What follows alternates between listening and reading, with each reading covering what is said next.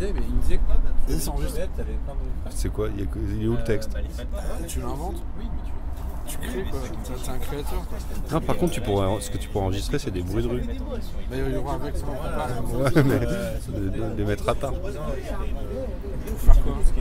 Faire un enrobage. Je crois qu'ils appellent ça comme ça. En même temps, là, ce qu'on fait, ça peut servir d'intro. Tout à fait. Je veux dire, c'est un truc sur Hans Zimmer, donc on va pas non plus faire de la musique d'allemand quoi. D'accord. Donc, salut et bienvenue à tous. Ouais. Ça? Ouais. Salut et bienvenue à tous, pourquoi? Pour Gloriole. Salut à tous. Sur, pour, dans. Ah, Oh. Entre Gloriole. Au Gloriole. Ouais, je sais pas.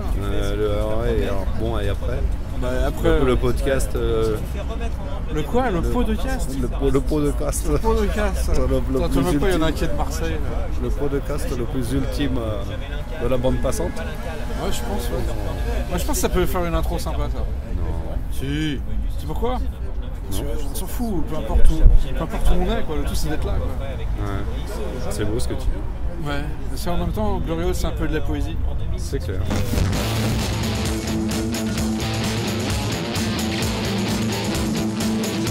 Qu'est-ce que c'était que ça alors? J'ai pas dit que c'était de la merde. Qu'est-ce que c'était que ça alors? T'as des émotions, tu vis des choses, et t'as la musique qui l'accompagne, le jeu vidéo, c'est la même chose. Et un cinémascope, pas de vision, y'a rien. Il y a un remake de Robocop. Mais j'aime bien le générique. Moi j'ai un bon souvenir de Tétanium quand même. Je sais pas, mais je crois qu'il est en train de faire des frites.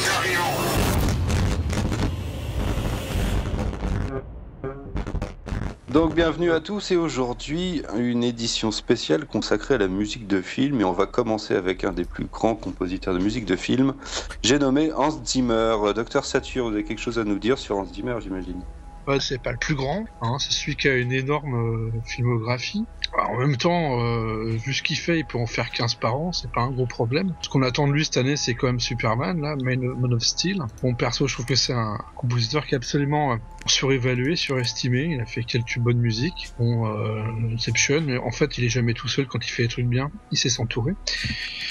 Alors je sais que ça fait bondir, c'est un peu comme quand on crache sur Tarantino, on dit ouais c'est moyen là, non c'est Non, ça c'est normal ça. Ah, Monsieur Kemp. Bonjour Monsieur Kemp. Bonjour Monsieur Kemp. Docteur Satur, bonjour. Non, en ce qui concerne Tarantino, bon on va pas en parler maintenant, mais ça je pense que cracher sur Tarantino c'est un peu comme de dire qu'on déteste les Ewoks, c'est quelque chose de normal. Stop, Monsieur Kemp, ça suffit. C'est digression. Voilà. Quant à Hans Zimmer, en fait, moi je connais pas tout ce qu'il a fait, parce que sa filmographie, il a bossé pour beaucoup de films, mais il a fait quand même pas mal de merde au niveau des films en eux-mêmes, donc j'ai pas tout entendu. Bon, moi j'ai du mal à lui en vouloir, parce que quand même la musique de Gladiator et celle de Dark Knight, ça tape bien. Quand même, c'est des musiques qui s'écoutent bien, donc je suis peut-être pas aussi virulent à son niveau. Voilà, c'est pas comme si on parlait de James Horner, quoi. J'ai pas dit que c'était de la merde, j'ai dit qu'il fait pas mal de merde. Il a quand même commencé quand on était petit avec Video Kill the Radio Star, vous vous souvenez? Ouais, c'est inoubliable. Absolument. Il était au synthé, habillé en allemand et tout, toi. En allemand avec les casques, tu veux dire hein? Mais non, mais en allemand de l'époque, c'est-à-dire n'importe comment, glitter. Ah, d'accord. Ensuite, il est allé à Hollywood, je sais pas comment ça s'est passé, enfin, en fait, on s'en fout un petit peu, peut-être. Et à partir de là, il a commencé sa carrière dans plein de petites musiques de films. En fait, pas des petites musiques, hein. Il a fait genre Black Rain, tout ça, quoi. Pas n'importe quoi non plus. Black Rain, c'est pas n'importe quoi? Non, c'est de la grosse production, quoi. C'est de la grosse prod de Ridley Scott. Ah oui, d'accord. Je pensais que tu parlais niveau réalisation et intérêt du film. C'est pour ça m'interpellait un peu, quoi. C'est pas non plus un film qui est trop pourri, je trouve. Bon, il a quand même fait Drop Zone. Hein. Ah, Drop Zone, où le type saute en parachute pour faire des hold-up sur les toits des buildings. C'était très très con, mais c'était très très bien. C'était la bonne série B d'action bien fichue. Après, bon, il a fait Jour de tonnerre. Bon, Jour de tonnerre, voilà quoi. Hein, non, mais Top Gun avec des voitures, c'était une bonne idée. Ouais, mais elles s'envolent pas, ou peu. Il a fait aussi, comme il y a un truc intéressant, c'est qu'il a fait des musiques de Plume l'ours polaire. arrêtez de déconner. Plus pour se colère, le numéro 2, la musique est extraordinaire. C'est peut-être même sa meilleure musique. Ah, avec Monsieur Quetrus, bonjour. Bonjour. Vous arrivassez comme cela? Oui, j'étais en train de compulser un sujet très intéressant sur Hans Zimmer sur le forum blabla 182050 jeuxvideo.com. Et apparemment, il est plébiscité. Voilà, certains le comparent à Williams. Ouais, non, pas abusé. Ah si, voire à Ennio Morricone. Non, mais il y a de la culture, attention. Par les pieds. Faut arrêter, quoi. C'est quand on connaît rien à la musique de film, on aime beaucoup Hans Zimmer. Quand on connaît bien la musique de film, on aime certaines choses d'Hans Zimmer. Mais on peut pas dire que Hans Zimmer soit un bon musicien déjà parce que c'est les résultats finaux qu'il donne dans ses enregistrements, c'est exactement la même chose que ses démos faites au synthé. Quoi qu'on dise, même si Gladiator, la musique est super puissante et elle est monstrueuse et elle est inoubliable directement.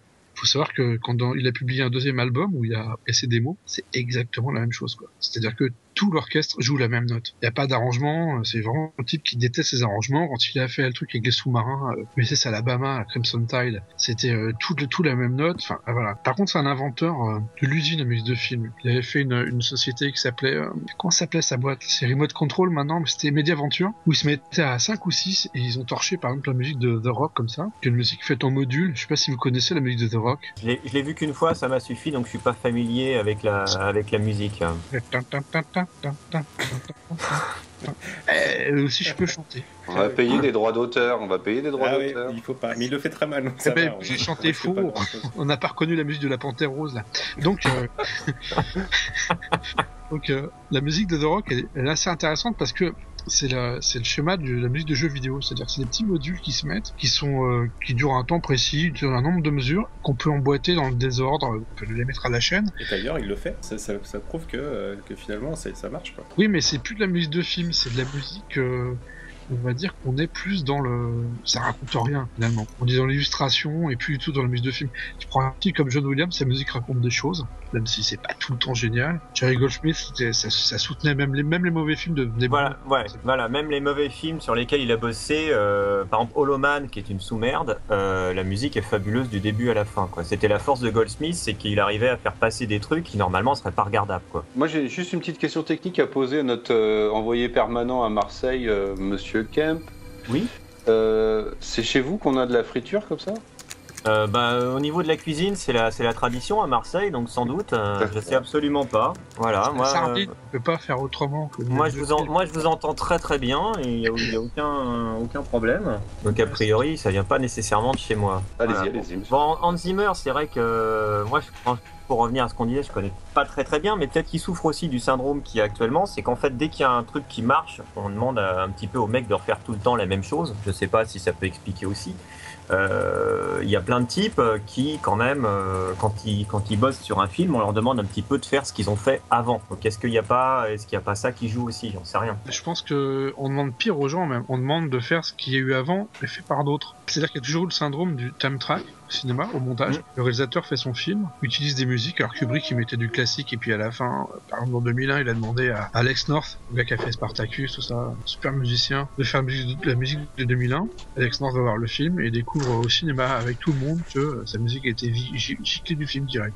Comment il s'appelle l'autre là, le barbu là. George Lucas, quand il fait Star Wars, il met du classique, il met des musiques qui existent déjà, il a dû mettre du Korngold, je pense d'ailleurs, et il demande à Williams de faire la même chose, et ça nous a donné la Guerre des Étoiles donc. Et maintenant en fait, toutes les musiques de films qu'il y a, en général, on voit très bien que c'est monté dès que c'est un film d'action sur Bourne, et sur un des trois ou quatre Bourne qu'il y a maintenant, qui sont entre parenthèses des super BO, hein, je veux dire, John Powell c'est pas un mauvais, il a vraiment mis le paquet. Le souci c'est que quand c'est vraiment bien, maintenant tout le monde repompe dessus. Que c'est un petit peu le problème. C'est-à-dire qu'on a les mêmes structures musicales, on demande aux musiciens de copier ce que... Voilà. Il y en a qui se copient tout seuls aussi, genre Danny Elfman par exemple, qui a 3 styles. Oui, voilà, ça, j'allais en parler. Danny Elfman, c'est de la photocopie. Ouais. Voilà, alors, il a style Simpson ou Batman, c'est là, on a ça, ou alors le style Spider-Man avec le là, le style bah si, c'est comme ça, je regarde. Non mais tu le fais bien. Ouais, bah évidemment. Il y a des droits. On va Il y payer. a aussi un autre style qui était celui de The Kingdom avec plein de bruit, enfin un truc qui se rapproche plus du sound design. Sinon on a James Horner qui lui aussi se photocopie tout seul. Il a 3 notes. Il a 3 notes du début à la fin, c'est le même thème, c'est le pire. C'est le pire de tous. En plus, lui, ça se reconnaît, mais en 2 secondes, quoi. Donc il dissimule même pas. Alors, Daniel, comment il s'appelle James Horner, je l'ai vu dans le supplément du film de Spider-Man. On le voit, en fait, ça a l'air d'être un mec super gentil. Il est vraiment super gentil. J'ai pas dit qu'il était méchant, j'ai dit qu'il était Non, mais beau. je pense qu'il se fait marcher sur la gueule. Par exemple, quand il bosse avec Cameron, quand il a fait Aliens, par exemple, avec Cameron, elle l'a traité comme une merde, quoi. Et à la fin, c'est Horner qui l'a sorti de la mouise en composant en une nuit toute la scène finale de la bagarre avec la reine et tout. C'est le truc qui était repris dans toutes les bandes annonces de films pendant des années après. Et on a aussi ce qu'il a fait dans Avatar, par exemple, où a posteriori il a expliqué dans une interview que chaque note qu'il a composée pour le film était contrôlée et approuvée par Cameron, qui lui demandait de changer les choses parce que Cameron dessine très bien, filme très bien, fait tout très bien, et voilà. Mais il est nul en musique et en plus il est un peu dégoûtiote, quoi. Donc je pense que des fois il est pas responsable. Par contre, ce qu'il a fait dans le dernier Spider-Man, c'est pas trop mal. Ah, le dernier, tu veux dire le reboot, hein. Ouais, le reboot. Ah bah ça j'ai pas voulu le voir, donc ça je peux pas juger. J'ai pas entendu du tout, voilà. Mais il y a aussi une chose, c'est qu'avant on parlait de Williams, de Goldsmith, les films sur lesquels on les a connus, la réalisation n'était pas la même non plus. C'est-à-dire tu prends le premier Star Trek, tu prends La planète des singes, c'était des films où les plans étaient assez longs, c'était assez lent. Là tout à l'heure tu parlais de Bourne, maintenant il n'y a pas un plan qui dure plus de 5 secondes, quoi. Donc ça influe aussi sur la façon d'écrire une bande originale. Ouais, absolument. On a des bandes originales écrites avec de la boîte à rythme. Voilà, parce qu'il y a très peu de réalisateurs qui maintenant osent faire des plans qui dépassent les 6 secondes, quoi. C'est ça aussi, ça joue énormément, et sur la qualité des films et de la narration d'ailleurs. Mais excusez-moi, je vous interromps, mais vous parlez beaucoup de compositeurs qui sévissent à Hollywood, aux États-Unis. Est-ce qu'il n'y a pas on n'a pas une contrepartie chez nous, en France, en Europe? Je sais pas, je pense aux grands musiciens, Eric Serra. Non, on parle de musiciens, on parle pas d'Eric Serra. Il y a des bons musiciens en France, mais ils partent aux États-Unis. Par exemple, Alexandre Desplat, qui est un super bon musicien, qui a bossé beaucoup avec Jacques Audiard, par exemple, est parti aux États-Unis, et c'est lui qui a fait le dernier Harry Potter. Enfin, maintenant, il fait des BO d'enfer, quoi. Il est vraiment très, très, très, très, très bon. Il y avait Gabriel Yared qui faisait des émissions de télé pour France 2 quand j'étais petit. Il a eu un Oscar pour officier anglais, je sais plus quoi, Passion anglais, je crois que ça s'appelait. Et à côté de ça, en France, je sais pas trop, quoi. Vladimir Cosma, on a beaucoup rigolé sur Vladimir Cosma. Quand j'étais gamin, je trouvais que c'était la honte. Perso. C'est quoi? Attends, c'est qui? Il a fait quoi, lui, déjà? Alors, Vladimir Cosma, il faisait toutes les musiques de Rabbi Jacob, par exemple. Ah oui, c'est ça. Je suis désolé, mais Rabbi Jacob, c'est un truc, c'est énorme, quoi. La musique, elle te rentre dans la tête, et puis à la fin, tu l'as toute ta vie. Je l'ai vu quand j'étais petit, je m'en souviens encore. Mes gamins sont pétés de rire devant. Et Vladimir Cosma, ouais, il a fait les musiques des films des Charlots. Ouais, c'est ça, c'est bien que je connaissais, mais je vais peut-être l'oublier quelque part, tu vois. Bah, il a fait aussi la musique de La Chèvre, notamment, qui te rentre aussi très bien dans la tête. Qu'est-ce qu'il a fait d'autre? Le Grand Blond, c'était pas lui? Si. Voilà, en fait, La Boom, de mémoire. Ah ouais, voilà, c'est... De toute façon, à l'époque, il y avait ça, il y avait Michel Legrand aussi qui signait des BO. Il y avait quand même Pierre Bachelet qui a fait les bronzés pour Mickey. Voilà, et Emmanuel, voilà. D'ailleurs, Hans Zimmer a quand même bossé sur Histoire d'eau numéro 2, pour en revenir à celui dont on était parti. Oui. Voilà, et oui, voilà. Donc, je l'ai pas vu. Est-ce que c'est un tort que je l'ai pas vu? Histoire d'eau, je sais pas, j'ai pas vu non plus, hein, mais... On pourra peut-être faire dans un prochain numéro un spécial Histoire d'eau, je sais pas. Hein. Voilà. Donc sinon, pour en revenir à celui qui nous préoccupait au départ, Hans Zimmer, c'est quand même le dessus du panier par rapport à ce qu'il y a maintenant en musique de film, parce qu'il y a comme des super mauvais, hein, genre les mecs qui s'appellent tous avec des Tyler, tu vois. Voilà quoi. Il n'y a plus de bande de pas bons. Et Hans Zimmer, il a su nous péter les oreilles avec Pirates des Caraïbes 2 et 3. Le premier était bien au niveau musique, parce qu'il intervenait juste en tant que producteur et puis pour faire des coups de main. Il a fait le 4 aussi, je crois. Il y en a 4, hein, je me trompe pas. Oui, il y en a je 4, crois. mais je sais pas, pour moi le 4 il n'existe pas quoi. C'est la fontaine de Jouvence? Non, c'est le 3 celui-là. Je sais pas, j'en sais rien du tout. Moi, je me suis arrêté au premier, donc. Ah, mais non, enfin moi j'aime bien en fait. Le Non, 2, mais moi j'aime le premier, mais c'est-à-dire en fait j'ai vu le deuxième, donc qui était en 2 parties là, et j'ai pas été voir le 3 quoi, ça m'a trop fait chier. Autant j'ai adoré le premier parce que c'était goal à souhait et puis c'était marrant, ça bougeait bien.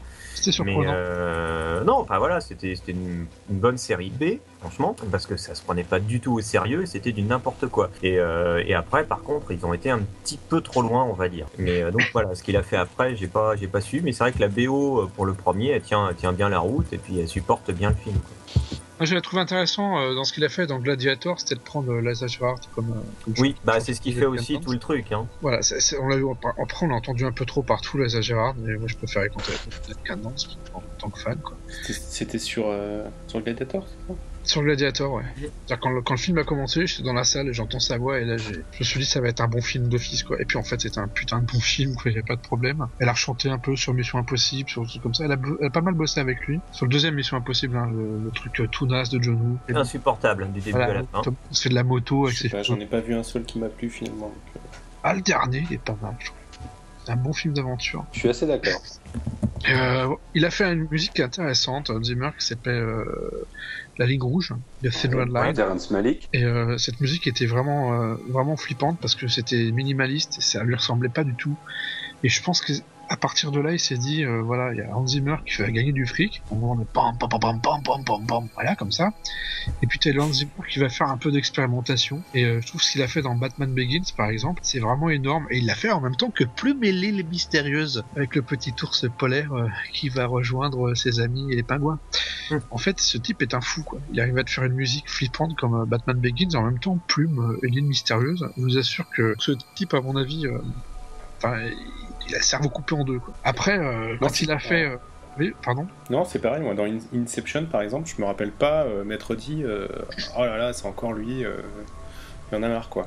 Parce que finalement, c'est un peu l'émotion que j'ai quand je regarde un film et que d'un seul coup j'écoute, j'entends la musique et je me dis oh, merde, encore du Hans Zimmer, et puis il nous ressort encore la musique de rock quoi.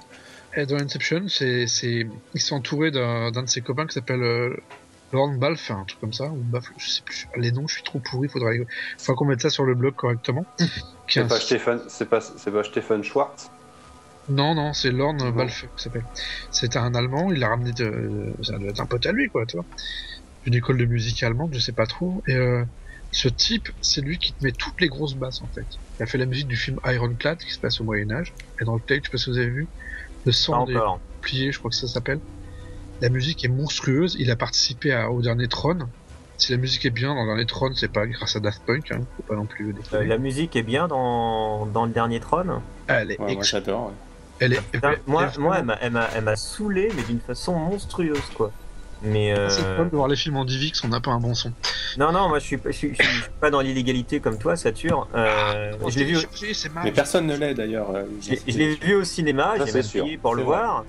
Et la musique me gonfle, elle est monstrueuse cette zik quoi. Et en effet, Daft Punk c'était la cerise sur le gâteau, voilà. Mais ah ouais, là par contre, s'il y a une chose que j'enlèverais volontiers dans Tron, c'est bien la musique dans son ensemble quoi. Donc, moi je trouve qu'elle participe pas mal à l'ambiance du film. Hein. C'est Ah, quelqu'un vient d'enfermer Dr Satur dans une boîte. Enfin. Qui est le courageux qui a fait ça? Et, je vois que vous y connaissez drôlement bien en musique de film, et j'aurais bien voulu savoir, est-ce que vous avez des exemples flagrants, parce qu'on parle souvent des hits issus des BO, alors je pense au dernier James Bond, mais arrêtez. Pardon? Ah, elle est mauvaise, la musique du dernier Bond, c'est... Non, je parle des singles qui passent en radio ou... mais là on n'est plus dans la musique de film, là, c'est... plus dans le score, on est dans la BO de répertoire, quoi. C'est pour varier un petit peu les plaisirs. Je pense aussi, Satur, vous me remettrez à ma place si je me trompe, mais sur Titanic par exemple, c'était pas du tout Céline Dion qui était prévue initialement. Je crois que c'était Enya, la chanteuse qui fait des trucs pour les magasins bio, qui chantait au départ, et Cameron voulait utiliser sa chanson. Je sais plus comment ça s'appelait, je me rappelle plus du titre. Il suffit d'écouter Enya, c'est toujours pareil. Et il voulait s'en servir, il n'a pas eu les droits, il n'a pas voulu, et donc il a demandé à James Horner de faire la musique, de copier la musique en fait, la mélodie, de reprendre ça. C'est sur l'album où il y a Sail Away, je sais plus comment ça s'appelle. Et après James Horner a proposé en douce à Cameron d'intégrer Céline Dion dessus. Alors bon, en fait James Horner il mérite la prison quoi, rien que pour ça quoi. Parce que... Voilà, j'allais dire, c'est une raison de plus de ne pas aimer James Horner quoi. Ouais, non mais c'est clair. Tu tapes un super film, en 3 heures t'en peux plus et tout t'acceptes tout ce qu'il y a, même le plus invraisemblable. Et là à la fin, tu dis c'est super, et là t'entends Céline Dion. En même temps, tu vois les gens dans la salle de cinéma quand ils sortent, ah Céline Dion c'est trop bien. Bon déjà de fils, tu tries les gens qui n'ont pas de goût comme ça. Mais Céline Dion, non, c'est juste pas possible. Ouais, moi j'ai un bon souvenir de Titanic quand même, parce que je m'étais bien marré dans la scène de fin, parce que j'étais entouré par 3 femmes, et donc t'avais les 3 qui pleuraient à chaudes larmes, mais vraiment c'était terrible. Et moi j'ai souvenir assez joyeux, parce que j'étais le seul à pas être désolé de la fin, parce qu'on la voit quand même venir, puis de toute façon on était au courant. Voilà, moi je garde ce souvenir là, ces 3 femmes qui sanglotaient dans leur mouchoir, ça reste très très beau. Donc même avec Céline Dion en prime, il y a une espèce de perfection atteinte quoi. Vous êtes trop dur monsieur Kemp, vous êtes trop dur. Non mais voilà. Est-ce qu'il y a d'autres hold-up connus comme ça sur des artistes qui auraient été pressentis sur des chansons, dans des BO, enfin sur des... Il y a peut-être pas forcément de hold-up, mais il y a des grosses blagues, genre quand même Ennio Morricone, le professionnel, qui retrouve sa musique pour de la viande pour chien. Enfin, je trouve que c'était assez énorme, quoi. Et... Sinon, il y avait Lalo Schifrin aussi, qui fait une musique d'un film d'espionnage. Et la musique, ça fait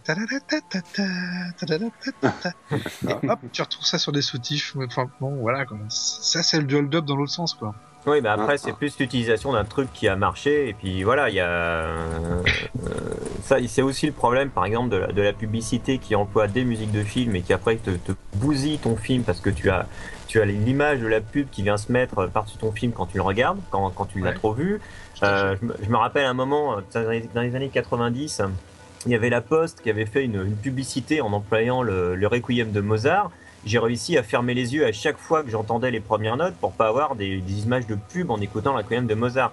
Ça voilà, c'est aussi il y a plein de gens qui gueulent et qui sont contre le fait qu'on utilise certains thèmes classiques et qu'on les détourne comme ça, parce que en effet t'es tranquille, t'écoutes ton machin, et le pouvoir des images est tellement fort que ça vient te pourrir ton truc. Il y avait la musique du mépris aussi qui avait servi, je crois que c'est la BNP ou un truc comme ça.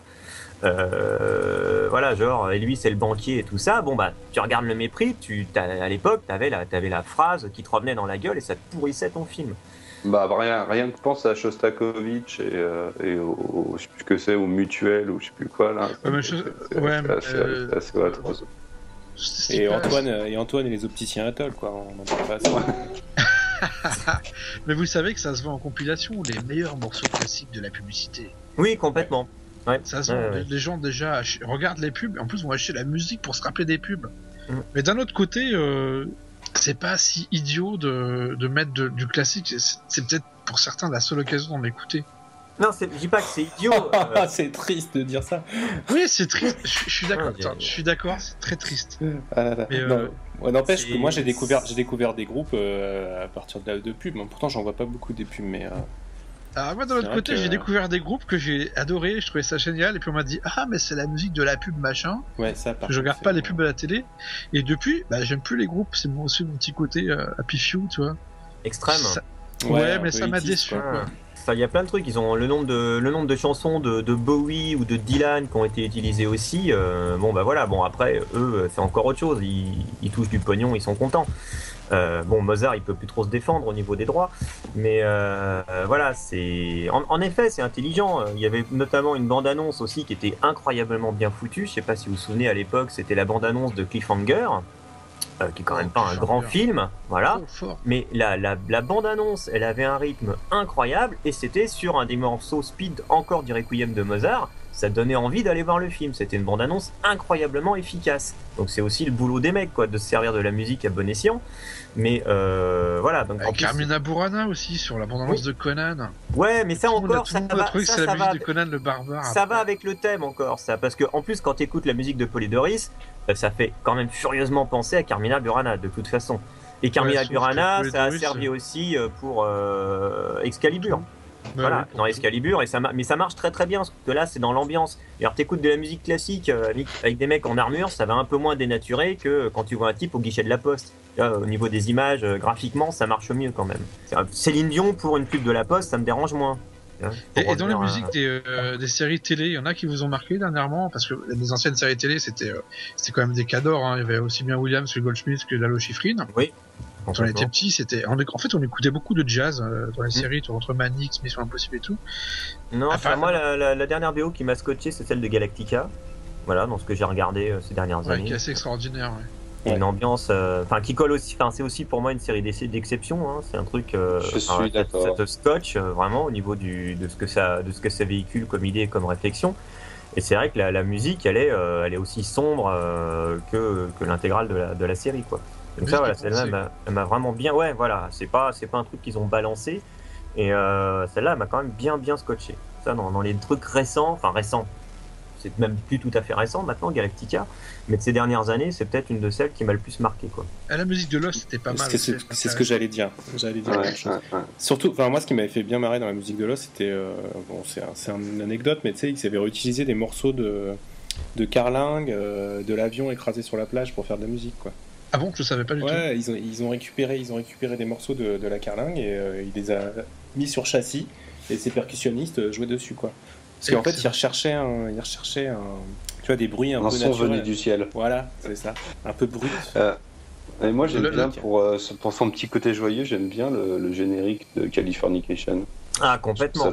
Je trouve ça très, très, très enjoué, très fait avec peu de moyens, à mon avis, parce que les cuivres, ils sonnent quand même assez synthétiques, mais j'aime bien le générique. Et vous avez regardé aussi la série Weeds? Non, je connais pas. Toute la première saison et peut-être la deuxième saison. Ouais, c'est pas mal, hein, c'est marrant, quoi. Bon, après, ça se répète, ça a plus trop d'intérêt, mais chaque épisode, le générique était repris, en fait. Sur le même thème, c'est la chanson Little Boxes in a Box, etc. Et à chaque fois, c'était repris différemment. Du coup, à chaque épisode, t'avais un générique différent. Ce qui était assez intéressant. Mais que Truss, ça tombe très bien que. Vous vouliez peut-être encore parler un peu de ouais, j'avais deux trucs à dire. DVO, voilà, allez, continuez, pardon. My bad. Alors, à savoir que pour Lost, c'est Michael Giacchino qui a fait la musique. C'est celui qui fait tous les films de J.J. Abrams. Donc c'est celui qui va forcément faire le prochain Star Wars, je pense. Hein. Il est capable de tout. Il a fait du John Williams avec Super 8. Il a fait le dernier Star Trek. Enfin, ça va. Il sait tout faire. Perso, je suis pas très inquiet. Dans Lost, il avait carrément beaucoup repompé La planète des singes de Goldschmidt pour plein de sonorités, pour la musique atonale. Sinon, j'ai remarqué une chose. J'ai regardé Homeland, les 2 saisons d'Homeland. Parce que j'ai un cousin qui m'envoie les VHS des États-Unis toutes les semaines. Quoi? On a le même cousin. On a le même cousin. Ah, ça se trouve, on est cousins, toi et moi, et puis on le sait pas. C'est possible. C'est excellent. Vérifier, ouais. Franchement, ça serait trop merveilleux. Et en fait, j'étais avec ma chérie à regarder Homeland, qui est quand même assez ennuyeux comme série, hein, faut l'avouer. Et elle me faisait remarquer à bon escient que c'était repompé à 90% sur la musique d'une série qui s'appelle Rubicon, qui est passée il y a 2 ans, qui a été annulée aux États-Unis au bout de 13 épisodes magistro. Parce que c'était ça où ils ont annulé pour pouvoir financer la suite de Walking Dead. Donc ils ont sacrifié une super série pour ça. C'est une musique de film qui a maintenant une musique de série Rubicon qui est repompée dans toutes les séries d'espionnage. Donc vous verrez, quand il y a un petit peu de piano, dès qu'il y a une histoire de suspense, de CIA, tout ça, vous dites c'est Rubicon, que je vous conseille comme série qui est une des meilleures du monde. Eh bien, on en prend bonne note. Mais on parlait de Rubicon, on faisait un peu fleuve, et du coup, ma transition est toute trouvée pour demander à Quetrus de nous parler un petit peu de musique de jeux vidéo. Qu'est-ce qu'il connaît, le Quetrus, en musique de jeux vidéo, par exemple, des fois? Par exemple, des fois, oui. Qu'est-ce que j'y connais? J'y connais quelque chose. Alors en fait, l'idée c'était Ah oui, mais il m'a scotché l'Esteban là. Il m'a saisi, c'est ça. On parlait de friture, là, c'est à propos, quoi. Oui, alors, l'idée c'était un peu de faire le pendant entre la musique de jeux vidéo et la musique de film. C'est assez intéressant parce que finalement c'est un peu 2 univers qui se ressemblent. À ceci près que pour la musique de jeux vidéo, qui est née sur les premières consoles, les premières bornes d'arcade, il y avait une contrainte technique qui était qu'il n'y avait pas beaucoup de mémoire, et du coup on sortait des musiques un peu à la 8 bits, et ça a permis de sortir... À la bibite ? À la 8 bits. Ah d'accord. La bibite, je ne sais pas ce que au c'est. début, quoi. Mais non, mais Hans Zimmer, lui, il avait déjà tous les instruments qu'il lui fallait pour faire de la musique. Il avait qu'un synthé pourri, il avait un vieux bon tant pis, ses premières musiques, je sais pas si... Ouais, mais bon, tant pis, c'est plus que du 8 bits, c'est déjà vachement évolué. Du coup, ce qui s'est passé, c'est que dans les premières années du jeu vidéo, et notamment sur Nintendo, on a eu droit à une flopée de compositeurs qui ont dû se débrouiller avec ce qu'ils avaient et essayer de faire quelque chose de beau, quoi. Et un des exemples les plus flagrants que tout le monde connaît, que ce soit toutes les générations, c'est la musique de Tetris. Ah ouais. Ah ouais, c'est flagrant, non, mais ça... je connais pas, je suis désolé. Tu connais pas la musique de Tetris? Non, c'est super grave. Mais si, ça fait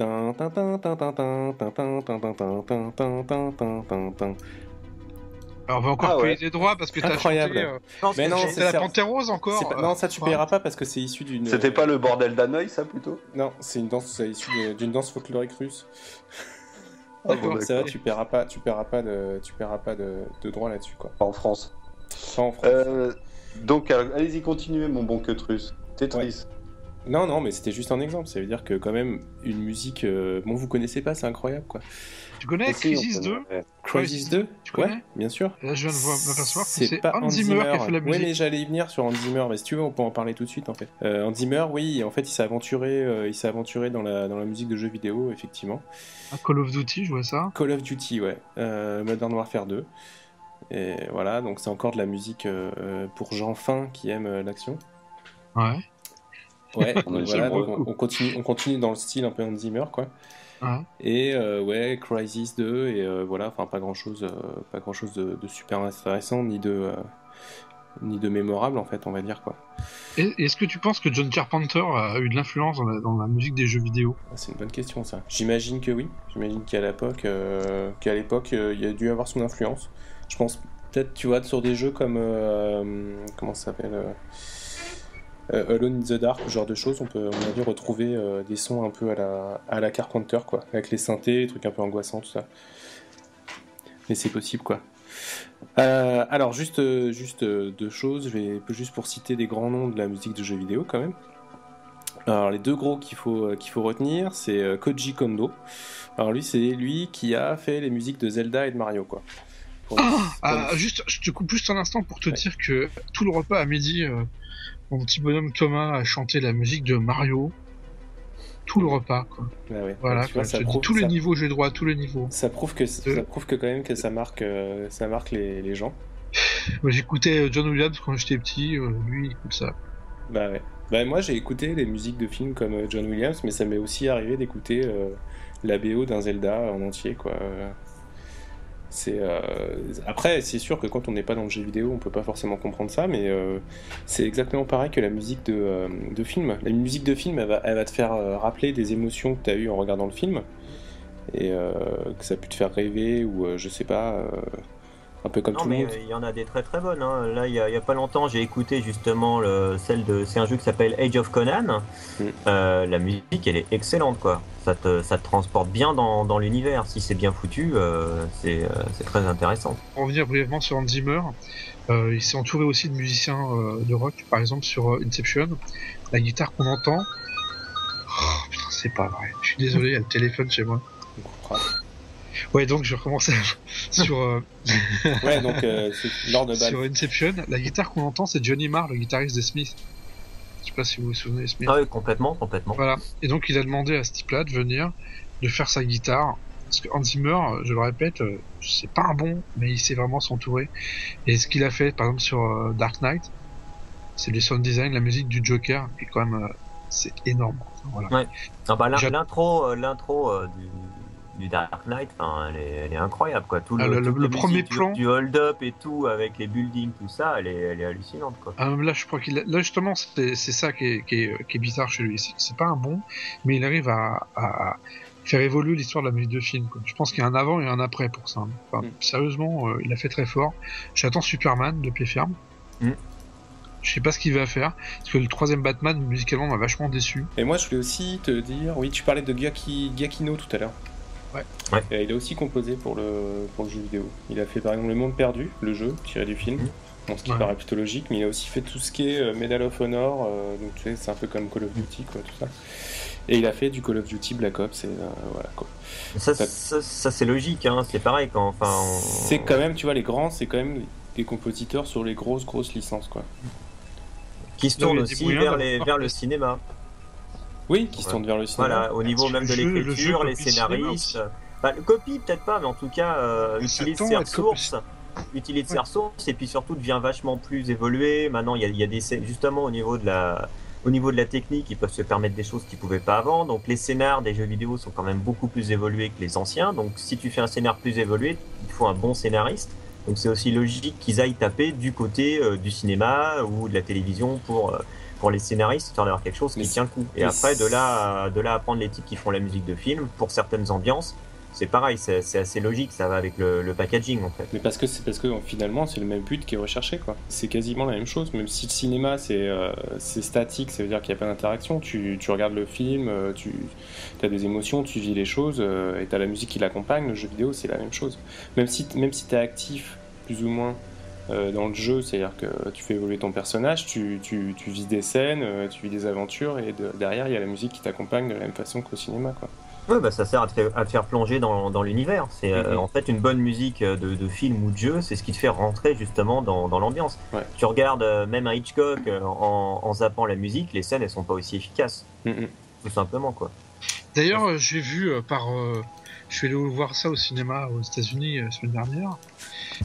J'ai vu le film sur Hitchcock fait avec Anthony Hopkins,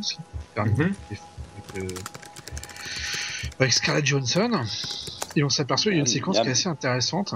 Il y a une séquence qui est assez intéressante où on voit Hitchcock qui veut pas mettre de musique sur la scène de la douche. Et derrière lui, on voit Bernard Herrmann qui est décomposé. Donc, il faut de la musique. Et sa femme, Hitchcock, lui dit mets de la musique. Et Herrmann colle ça par-dessus. Et d'un coup, voilà quoi. On s'aperçoit que la musique, des fois, ça peut alourdir en effet. Et des fois, c'est juste monstrueux. Surtout la musique d'Herrmann en plus, était quand même, lui dans le genre, justement dans les grands de la BO, Herrmann il se pose là quand même, quoi.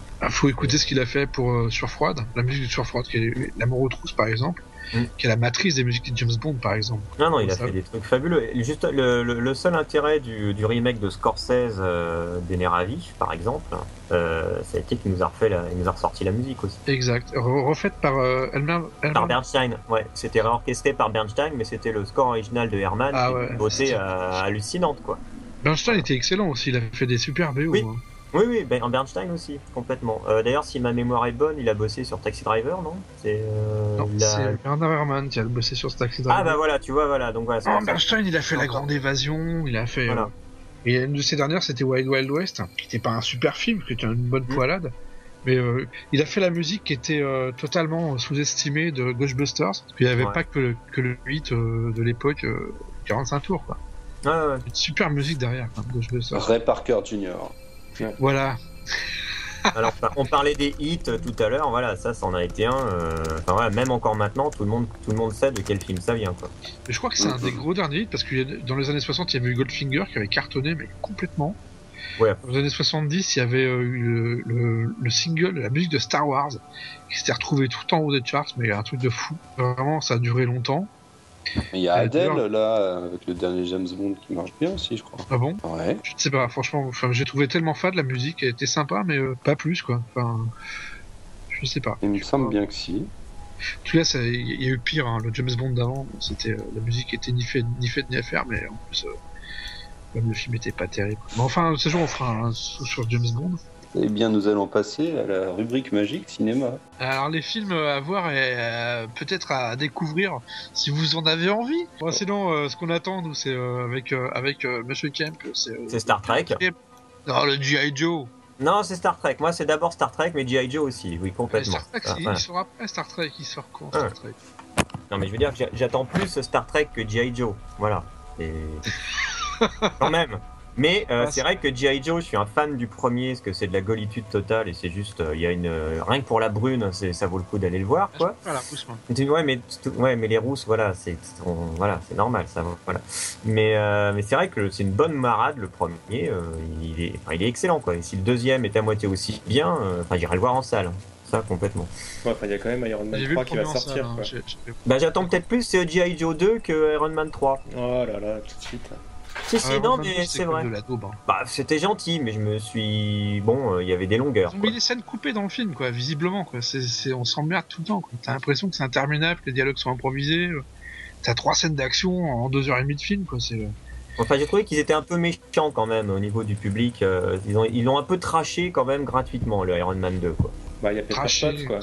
Ah si, tout le monde a chié dessus. Genre, il y avait les journalistes, c'est encore autre chose. S'ils faisaient leur boulot, ça se saurait. Mais il y en a un qui disait que le seul intérêt c'était Mickey Rourke. Faut pas déconner. Le seul intérêt d'Iron Man 2, c'est pas Mickey Rourke. En plus, on le voit. Oui, mais pas le seul. On le voit un quart d'heure dans le film. Voilà, c'était vraiment histoire de sucer les boules de Mickey Rourke parce qu'il sortait du purgatoire. Ouais, donc... on fera un numéro spécial Avenger et puis. Ah ouais, excellent. Bah, sinon, on a aussi le remake de Robocop qui sort au mois d'août. Ah, c'est vrai, ça. Il y a un remake de Robocop. Exactement, ouais. Là, je pense que ça va être crémeux, là. Ça va être comme il faut. On va voir le 15 novembre. Crémeux. Mais alors, crémeux, ça peut vouloir dire plein de choses, donc voilà. Ah, justement. Le 7 août devait sortir The Lone Ranger, mais je crois ils retournent des séquences, là, en fait. J'ai pas compris. The quoi? The Lone Ranger. Quoi Oui, mais encore. La Lone Vengeresse? Non, Lone Ranger, vous connaissez pas? Ah, Lone Ranger, d'après le pulp. D'après le pulp, donc. Le cavalier solitaire. Voilà, d'après le pulp. Bah d'ailleurs, c'est Hans Zimmer aussi sur la musique, il me semble. Je crois que c'est Hans Zimmer. Oui, qui fait ça. Et bon alors, juste problème parce qu'il retourne des séquences en ce moment même là. Ah. Donc c'est pas bon signe. On a World War Z qui sort au mois de juin. Ah oui. Alors là, j'espère que ce sera aussi bien que le livre. Après, ça serait bien. Hein. Ça serait bien. Ça serait vraiment bien. On a The Wolverine qui sort. Tété. Ah ça, j'espère. Ça soupire. C'est ça. Alors les gens de la Fox ont dit qu'ils allaient faire. Bien nécessaire. Bah, il peut être que mieux que Wolverine d'avant, quoi. Je sais pas. Ils avaient dit la même chose pour Ghost Rider 2. Ils ont menti, quoi. Ah, tu l'as vu ce truc? Je suis pas allé au bout, quoi. Voilà. J'ai 20 minutes. Enfin, voilà. Enfin, déjà, il y avait Christophe Lambert dedans en moine, donc j'aurais dû me méfier, mais faut pas abuser, quoi. Voilà. Donc à chaque fois ils disent ouais, on s'excuse, on a fait une merde, on va faire mieux, puis en fait non. Donc là. Ces films-là, c'est encourager le téléchargement pour rien en plus, quoi. En fait, c'est pour le décourager. C'est la consommation de bande passante pour rien, quoi. Voilà, tout à fait. Sinon, il y a Percy Jackson. Vous avez vu le premier Percy Jackson ou pas? Non, du tout. Oui, un peu comme ça. C'est un bon truc, c'est pas mal. C'est très ado quand même. Hein. C'est ado, mais c'est bien adapté. Percy, c'est percé évidemment. On est bien. Hein? Ouais, ok. Et il y a des bons effets spéciaux. En général, c'est pas mal, quoi. Bon, on a. Ce que j'attends et que redoute en même temps, c'est le reboot de Mad Max aussi. Ah, moi je pense que ça va être bien. Bah moi j'ai très peur. Voilà, c'est pareil. C'est qui revient à la maison là. C'est George Miller qui reprend les rênes. Ouais, mais en fait pour moi, quand ils disent que c'est en fait c'est même pas un reboot d'ailleurs, c'est censé être une espèce de préquel. C'est Mad Max tout court, quoi. On s'en fout. Ouais, mais Mad Max. Voilà, mais enfin je veux dire, moi je vois pas l'intérêt, quoi. Je veux dire, le premier il est juste parfait, quoi. Le premier il est parfait, le deuxième il est parfait, le troisième c'est une merde. Il est à chier. Donc on le remplace par le quatrième. À la limite, ouais. Bon, par contre, c'est pareil, ce sera pas Mel Gibson, donc. Hein. Ouais, mais tu auras pas Tina Turner, tout ça va être bien, quoi. Franchement, j'ai vu les photos de tournage, ça va pulser. C'est ce qu'on demande à un Mad Max. On demande du désert, de la voiture, des méchants. On demande surtout un truc hyper violent et surtout pas standardisé et pas grand public. Donc le problème. 18 ans, hein. C'est. Méchant. Interdit aux moins de 18 ans, ils le feront pas, c'est pas possible. Ah, je crois que si. Bah attends, déjà moi ce qui m'a laissé sur le cul, c'est que John Rambo était interdit juste aux moins de 12. Alors, tu vois, alors que moi je sais pas, tu me montrais John Rambo à 12 ans, je ferais encore des cauchemars, quoi, entre les gamins passés à la baïonnette, jetés vivants dans le feu, les nanas violées, puis les têtes qui explosent quasiment toutes les minutes. Ça c'était interdit aux moins de 12, quoi. Le premier Mad Max c'était pas interdit, hein. Quand je l'ai vu, il n'y avait pas d'interdiction, alors c'était une sauvagerie sans précédent quand même à l'époque. complètement, ouais. Mais là, s'ils veulent faire justement, s'ils veulent garder l'esprit du premier, c'est le deuxième Mad Max. Le deuxième Mad Max. Le premier avait été interdit, c'est ça. c'est quand même, faut y aller. Et vu que le principal souci maintenant des grands studios, c'est quand même d'être vu par le plus grand nombre. Je sais pas si c'est très compatible. C'est-à-dire, soit tu fais un truc complètement trash, tu respectes l'esprit et surtout l'ambiance, parce qu'en fait, il est pas tellement violent le premier Mad Max dans ce que tu vois, mais dans l'ambiance qui est hyper glauque du début à la fin. C'est comme Escape from New York, quoi. C'est tous ces films des années 70-80 qui ont un gros background bien sauvage derrière eux. Pas forcément, mais c'est induit et c'est vite insupportable. Voilà, c'est comme le premier Massacre à la tronçonneuse. Toutes les scènes sont hors champ, tu vois absolument rien, mais c'est d'une glauquitude absolue, quoi. Alors que bon, le remake par Marcus Nispel, c'était bien joli. T'avais Jessica Biel en t-shirt mouillé, ça c'est sympa. C'était voilà, bien. Mais c'est un clip. C'était bien. Ouais, non, c'était super. Et j'ai eu la pétoche. C'était génération MTV, quoi. C'était. Attends, je suis pas d'accord avec toi. S'il a fait un bon film. La première, la dernière fois. Mais tu lui pardonneras jamais parce qu'il a fait Conan et que c'était de la merde, mais son Massacre à la tronçonneuse, il est vraiment flippant. Mais il n'y a pas Massacre à la tronçonneuse 3D d'ailleurs qui va sortir Si, mais ça, j'irai pas. Bah, si Jessica Biel justement en t-shirt mouillé en 3D, à la limite ça aussi ça peut être bien, mais mais c'est pas, je crois que c'est pas l'original en 3D. Je crois que c'est une suite, non? C'est pas ça? Ouais, c'est un reboot encore. C'est un reboot, ouais. Ah bon, encore reboot de reboot, hein. Putain, ouais. Bah, c'est 3D, il y a marqué 3D. Ça m'a jamais fait peur, j'ai toujours pris ça comme une grosse blague. Déjà, ça démarre quand t'as l'handicapé qui se fait tuer et tout. Enfin... Ah, c'est une scène fabuleuse, ça. C'est. Voilà, tu vois ça un peu de l'humour noir, quoi. Il fait pas peur. Je pense que si tu. Non, mais il est glauque, il dérange. Il y a des images. Moi, franchement, l'image la plus dérangeante, pour moi, c'est le poulet dans la cage à train, quoi. La bestiole qui est complètement engoncée, qui dépasse par les barreaux. Pour moi, c'est l'image la plus glauque du film. C'est crasse-bec, quoi, en plus. Ouais, non, c'est la famille de dégénérés, là, c'est incroyable. Sinon, on a Thor, qui va sortir la suite de Thor. Au mois de novembre. Vous l'attendez, Thor? J'adore. Je me suis bien éclaté avec le premier, moi. Non, vous avez aimé le premier film? C'est pas vrai. C'était tellement nul. C'était tellement con que moi je me suis vraiment, j'ai vu ça comme une comédie, mais je me suis éclaté. Mais les gamins, ça, quoi. Mais on en parlera dans notre émission spéciale Avengers. Il y a beaucoup de choses à dire. Il y a le fait que, par exemple, à la fin, ils ont mis un petit ascenseur en dessous l'héroïne pour qu'elle puisse embrasser Thor juste à la même hauteur. C'est du scoop, ça va être chaud. On va faire un spécial. Non, c'est ce que j'imagine, mais il y a plein de choses rigolotes dans ce film-là à relever. Personne ne parle de Captain America. Vous avez pas aimé Captain America? Si, beaucoup. Super, je me suis éclaté aussi, très très bien. Il y a Riddick qui va sortir aussi. Alors le Riddick, il faut savoir qu'il va être interdit au moins de 17 ans aux États-Unis. Ah ouais, mais c'est bien ça. Ah oui, mais ça veut dire aux États-Unis, ça veut dire qu'il se décapite mais qu'il y a du cul? Parce que généralement c'est comme ça que ça marche les interdictions aux États-Unis. Ouais, je sais pas, mais. Il y a le film avec les mecs dans les robots là, comment ça s'appelle? Pacific Rim? Ouais. Ouais, je sais pas, les films de mecha, je suis. Je crois que Truss aime bien les robots géants. Oh, c'est pas que j'aime bien, ça peut me donner une érection, mais c'est tout, quoi. Quand t'étais petit, tu regardais ça. C'est déjà ça. Tu regardais pas Transformers en dessin animé quand t'étais petit? Mais je regarde encore, tu sais, avec mes enfants. Les nouvelles je suis allé voir le 3ème au cinéma, putain, en 3D là. Le 3ème, c'est lequel? C'est celui avec les robots avec des testicules ou c'est. Non, ça c'est le premier ou le deuxième. Le deuxième. C'est quand ils grimpent sur les pyramides. Et les robots qui pètent. Ça doit être le premier, celui qui pète. Et le troisième, c'est juste l'apocalypse en 3D, quoi. Ils détruisent des bâtiments entiers, des buildings. C'est spectaculaire, mais c'est un des films les plus cons que j'ai vu, quoi. Et c'est vraiment spectaculaire, mais c'est d'une bêtise. C'est spectaculaire. Ouais. Non, sinon, on a Hunger Games qui sort. Vous avez vu le deuxième là qui va sortir? Non, j'ai pas vu le premier, moi. Ah, grosse erreur. Si tu as pas vu le premier, tu sais pas ce qu'il fait pour les ados de 12-13 ans, toi. Je sais pas, non. Enfin, j'ai peut-être la présence de Lenny Kravitz qui m'a dit que j'allais peut-être pas aller le voir, j'en sais rien. Je sais pas, mais je me suis dit que ouais, non. Voilà. Le premier, c'était quand même assez de la merde. Hein. Je dois le dire que là, j'étais surpris. Je m'attendais à un truc un minimum, bien quoi. En fait, c'est une sorte de remake de Battle Royale. Ah, Battle Royale. Là, non, personne. C'était chiant. Putain, c'était trop bien Battle Royale. Non, il était trop long d'une demi-heure. Il était rigolo au début. Il était Non, mais on rigolo, digresse, mais les enfants. ouais, mais la digression fait partie de la vie. C'est Voilà. On dira Sinon, on jamais. a- Je dis rien, Jean-Claude. Hein, mais Non, alors je suis pas Jean-Claude. Fail. Un gage dans la piscine. tu pourras mettre un bruit de canard. Il faudra mettre un bip, non, mais il faudra rajouter des Ouais, bips. c'est ça. Chaque fois qu'on entend le prénom, on met un bip. Mais Ah, tu fais comme dans South Park, tu mets le bip après le gros mot.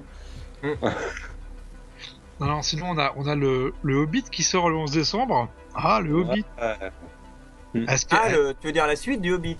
Ouais, c'est Non, ça. ça je l'attends pas, Non, parce que là justement on parlait des robots qui pètent, bah les nains qui pètent ça m'emmerde aussi. Donc je pense que, enfin les nains qui rotent, mais je pense que dans le deuxième ils vont peut-être faire un concours de paix, ce sera peut-être plus gore à chaque fois. Et non, j'irai pas voir la suite du Hobbit. Ok, bah je récapitule alors pour cette année. Ah, aussi il y a la suite du truc des monstres là de Pixar, là, comment ça s'appelle Monstre et mince. compagnie. Ouais, il y a la suite qui sort. Ouais, Parce que ouais. maintenant Pixar, depuis qu'ils sont chez Disney, ils font des suites. il y a la version 3D de Nemo aussi qui est sortie. peut-être. Qui est sorti, Qui est sorti. Ouais. Est-ce que c'est bien? Est-ce que ça vaut la peine? Bah, c'est un très beau film. Alors peut-être qu'en 3D, ça peut être sympa d'y aller avec les enfants. Ah, Ouais, bah, je ferai. si ton gosse est un infarctus en voyant le requin en 3D, je pense que ça peut être un bon Ça truc. peut être carrément. rigolo, ouais. Mais Ah, le tu 20 vois, mars, des trucs comme la en- scène des méduses en 3D, ça peut. Et en ça peut cinémascope Panavision, il n'y a rien. Si, il doit y avoir Jack le tueur de géants de Bryan Singer, ce qu'a fait X-Men. Ça fait Ouais. d'un an et demi qu'il est fini, il le sortir maintenant, donc c'est un peu louche. Et puis il y a Sam Raimi qui sort la suite du Magicien d'Oz ou la préquelle. La préquelle, Ah ouais. ça vend, puisque ils le feront tout le temps. Hein.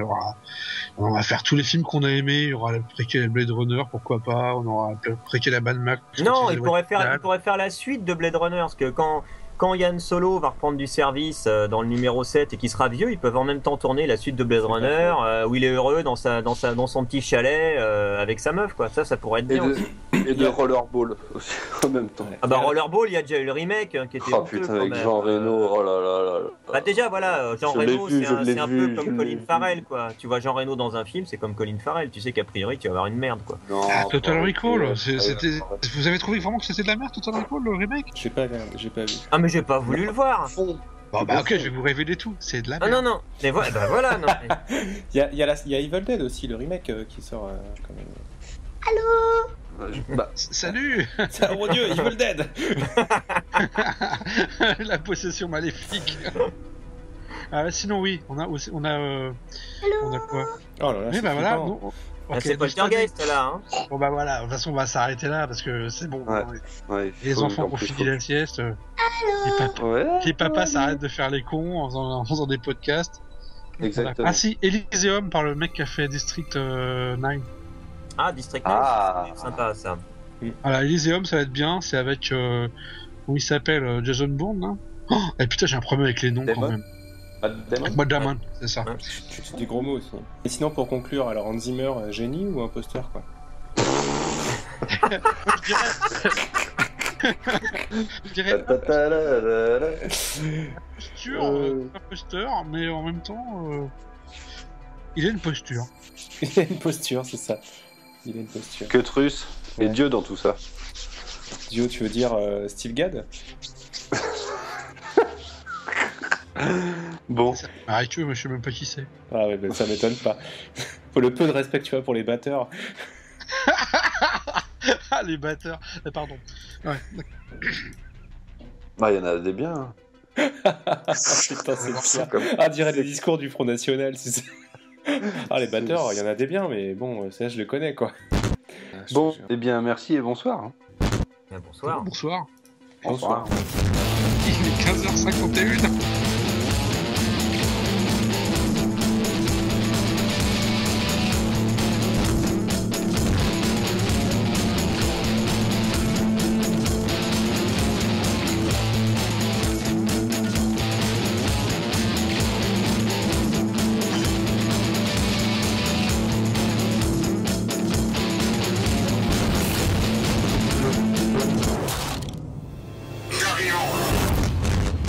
Tan, tan, tan, tan, tan, tan, tan, tan, tan, tan, tan, tan, tan, tan, tan.